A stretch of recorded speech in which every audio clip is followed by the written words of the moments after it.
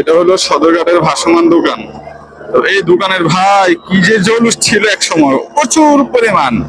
যেমন সদরঘাট থেকে মানুষজন যখন নিজ গন্তব্যে ফিরতো নিজের গ্রামের বাড়ির উদ্দেশ্যে, তখন তারা কি করতো, এই দোকানগুলো থেকে ভাসমান। আজকে আমি সারাদিনে মাত্র একটা দোকান এখানে দেখতে পেলাম। তবে এই ধরনের ন্যূনতম সদরঘাটে 25-30টা দোকান একটা সময় ছিল। তবে এই দোকানগুলো আসলে এখন আর খুব একটা নাই। কেন নাই? কারণ লঞ্চের যাত্রী নাই। এই দোকান যারা পরিচালনা করবে তার সঙ্গে চালাবে কি হবে? এত দোকান বললাম না, এই যে নৌকায় এগুলো ভাসমান দোকান। বন্ড রুটি বলেন, তারপরে ড্রাগন ফল দেখা যায়, তারপর আম দেখা যায়, খেজুর দেখা যায়, নানান কিছু এরা বিক্রি করতো অনেক। তো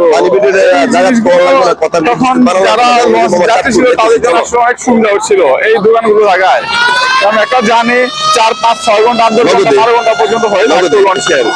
তো এই জার্নির সময়টা তারা কি করতো, লঞ্চের আর লঞ্চের ভিতরে দোকান থাকে, থাকে না তা না, কিন্তু একটু সব দাম বেশি।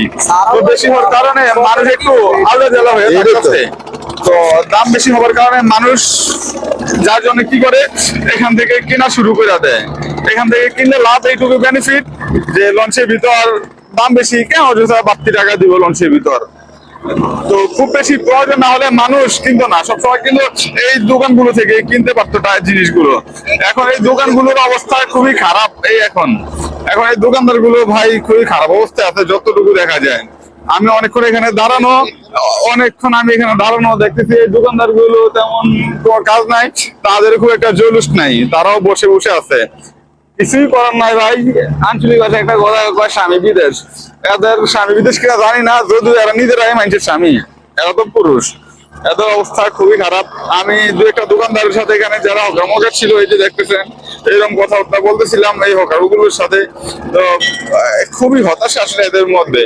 বলতেছে ভাই এক সময় একদিনে যা কামাইছি এখন ভাই এক সপ্তাহ তা কামাইতে পারে না। তার মানে আপনি বুঝছেন একদিনে তারা কি পরিমাণ টাকা এখানে ইনকাম করছে। এখানকার যারা দোকানদার আছে তারা, এত মানুষ এখানে হয়তো একটা সময় সদরঘাটে, এখন কিন্তু সদরঘাট পুরো ফাঁকা। এখন আর এখানে কোনো মানুষজন নাই। এখন কি করব, মানুষ নাই, লঞ্চেরও জরুরি নাই, লঞ্চ ব্যবসায়, আর দোকানদারও যার জন্য বসে আছে এই জায়গাটাতে।